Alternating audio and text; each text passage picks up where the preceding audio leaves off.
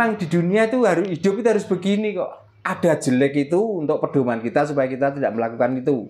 Ada baik supaya kita tuh meniru dari perbuatan baik itu. Lagian kalau dunia ini sudah gak ada yang jelek, terbaik semua. Wong pinter gak ono gunane. Mulai tak elingno wong pinter-pinter aja kemenyek, aja keminter. Mundak dadi wong koclok.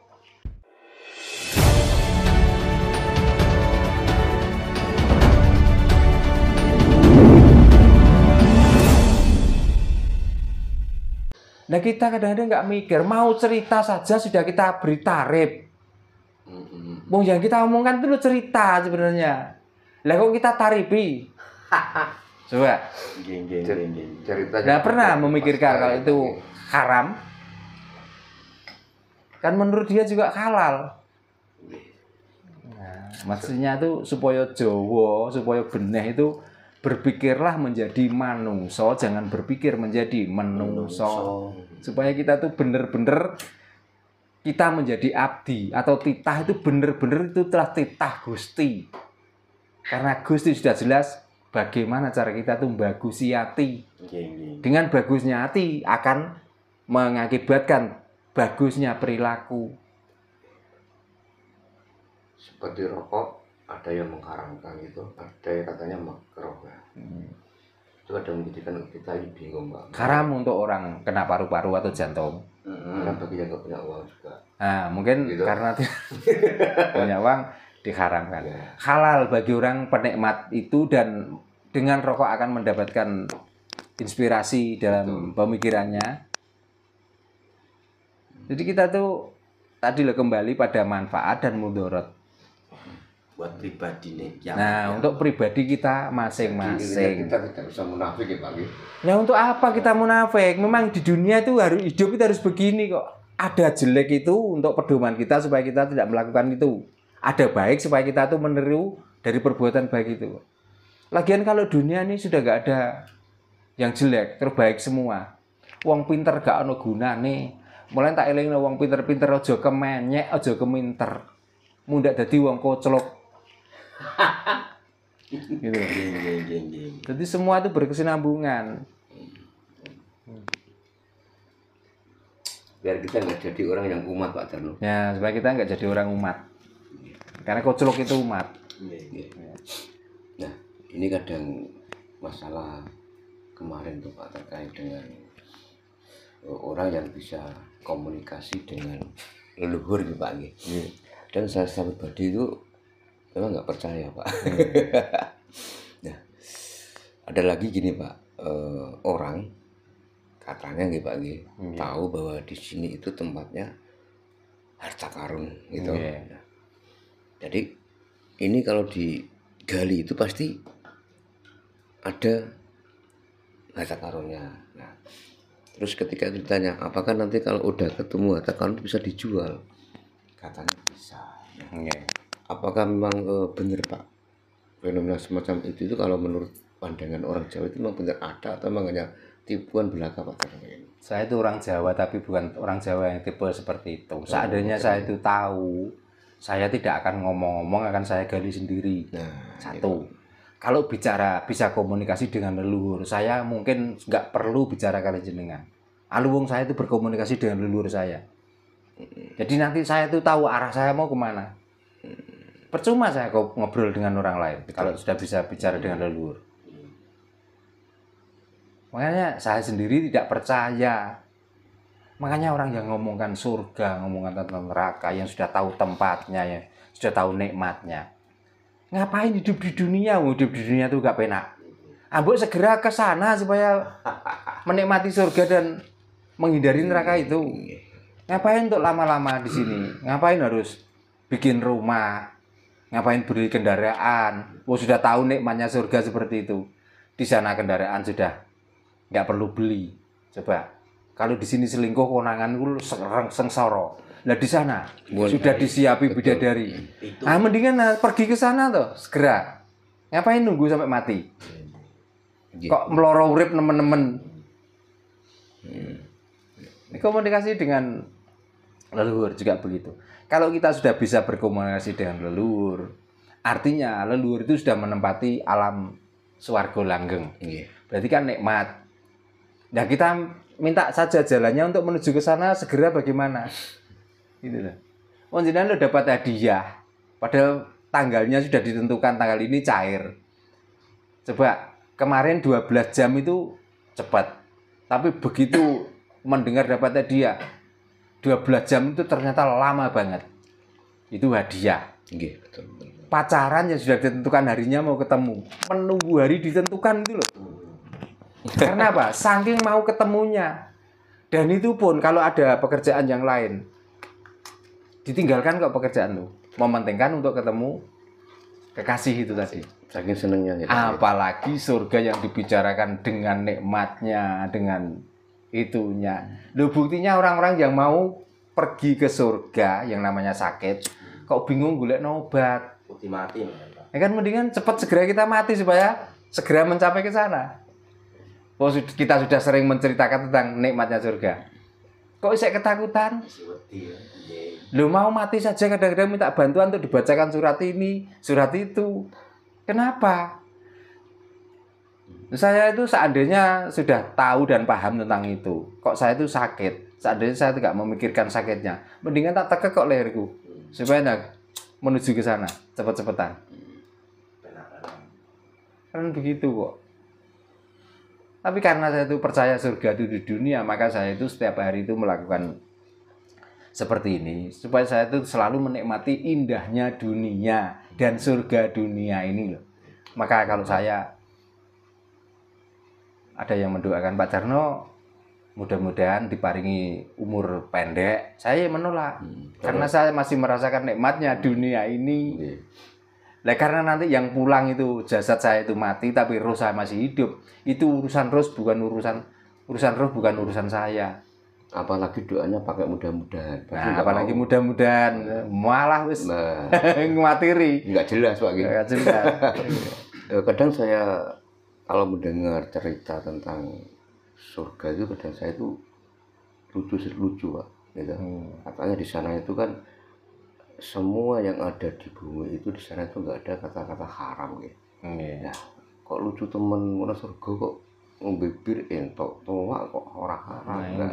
Kok segampang itu lah. Kadang saya maka di sana itu nggak ada sendiri bakal dengar cerita surga itu. Semuanya nggak ada najis pokoknya di sana. Nah, gitu. Nah, terus kita minum kencingnya lewat mana? Betul. Berarti setelah hubungan dengan bidadari kita nggak perlu cewek loh terus. Oke, ya, itu kan kalau kita hubungkan itu ada kaitannya dengan cerita Adam dan Hawa sosok ya Pak. Di sana surga itu kenapa Adam dan Hawa sosok itu diturunkan ke bumi karena makan apa yang namanya khuldi. Nah, katanya di surga itu semuanya kan nggak ada yang haram, semuanya kan enak-enak. Kenapa kok ada buah yang tidak boleh dimakan? Kan lucu lagi Pak Jarno. Nah, dua kalinya banyak cerita menerangkan bahwa Adam dan Hawa diceritakan juga dari 4 unsur. Ya, termasuk bumi, air, api, dan angin. Nah, pertanyaannya kan gini.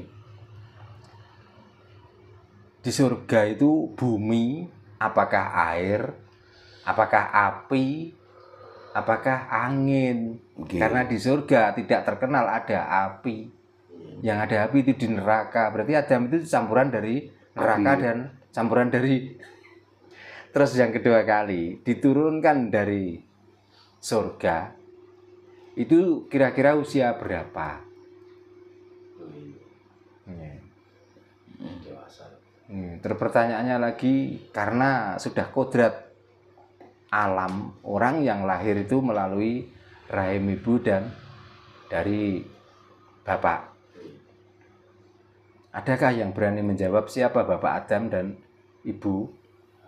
ibunya ibu Hawa? Itu. Terus waktu di surga dia itu dirawat oleh siapa? Wong dia turun diceritakan waktu itu sudah mulai remaja, sudah mulai dewasa. Bahkan waktu itu sudah dikenalkan oleh ibu Hawa. Dan dia sudah mempunyai nafsu dan lain sebagainya. Terus yang 4 kalinya, Karena saya yakin waktu Nabi Adam dan Ibu Hawa dilahirkan itu belum ada tempat belajar. Nggih, belum ada pasti. Terus yang menceritakan tuh berapa ratus tahun kemudian. Orang yang mengenali tulisan, mengenali aksara, sehingga lalu ditanyakan lagi, Adam itu waktu turun pakai bahasa apa? Kan gitu. Makanya kita tuh harus waras, harus Jawa. Nggih. Ya. Jadi Adam dan Hawa itu sebenarnya hanya simbolis adanya manusia ini loh. Gitu. Makanya kadang ketika Adam dan Hawa bertemu nggih, dan akhirnya menjadi yang namanya suami istri gitu Pak nggih. Nah, kadang saya juga berpikir ketika Adam dan Hawa itu bersatu, terus siapa yang menjadi penghulu, saksinya siapa gitu. Salah satu ulama menerangkan bahwa maharnya waktu pakai itu apa? yang menyaksikan langsung itu Gusti Allah. Nah, nggih. Padahal di dalam Al-Quran sudah jelas laisa kamislihi syai'un. Ya. Itu berlaku untuk semua manusia, tidak ada yang dikecualikan. Bahkan Nabi Muhammad pun sendiri sudah mengatakan begitu. Jadi Tuhan itu tidak bisa dibayangkan dan jangan pernah kamu bayangkan seperti apa dan bagaimana. Dan terus menyaksikan. Terus yang kedua kalinya, apakah kurang kerjaan Allah itu sampai menikahkan Adam dan Hawa kira-kira? Terus betapa rendahnya derajat Allah itu terhadap makhluknya. Dan yang kedua kalinya, sampai Tuhan itu murka gara-gara tidak sembah. Apakah serendah itu kira-kira Tuhan? Dia yang menciptakan, lalu yang diciptakan tidak menyembah saja dia murka.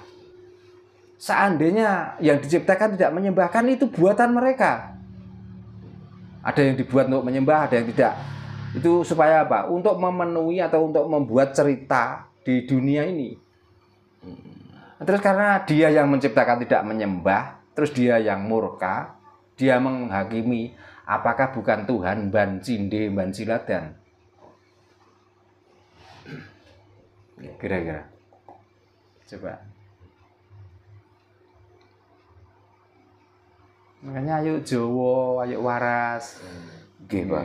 Itu harus Pak ini, Pak. Harus waras pokoknya. Biar enggak selalu dibodohi nggih. Makanya kadang kok ada cerita rekayasa tentang buah koldi. Padahal itu sebetulnya kalau saya pribadi Pak, ya nggih, ya lucu juga loh Pak. Kalau buah koldi gini loh Mas, waktu itu aja belum ada peradaban manusia. Ya. Terus yang menamai kalau buah itu koldi itu siapa gitu loh. Coba tuh. Berarti sebenarnya ini karangan toh ini Pak. Halusinasi manusia sebenarnya kepengen menyempurnakan dirinya, tapi nggak malah sempurna. Makanya sampai sekarang Mas, orang itu banyak yang masih mencari Tuhan tapi tidak bisa merasakan adanya Tuhan yang sudah ada pada diri kita sendiri. Itu makanya selamanya ya mencari terus. Kan pernah saya tanyakan, kita ke sana kemari berguru sebenarnya hanya mencari Tuhan. Pertanyaannya, kalau sudah ketemu Tuhan mau apa? Terus apa? Apakah kamu akan selalu mencari? Apakah kamu akan selalu belajar? Kan sebenarnya kalau sudah ketemu ya kita rasakan kehadiratnya. Kita manfaatkan fungsi Tuhan yang sebenar-benarnya supaya kita selalu bersama Tuhan. Gitu loh. Berarti intinya semua manusia Tuhannya beda-beda. Nggih Pak nggih. Ya namanya Tuhan sama Mas. Cuman tinggal kita menyebutnya. Makanya saya tuh Tuhan itu disebut Gusti Sarimin sah. Disebut Gusti Paijan sah. Tidak harus kita mengikuti ajaran-ajaran sebutan Tuhan dari agama lain. Karena Tuhan sebenarnya bukan dia punya nama, tapi kitalah yang menamai Tuhan.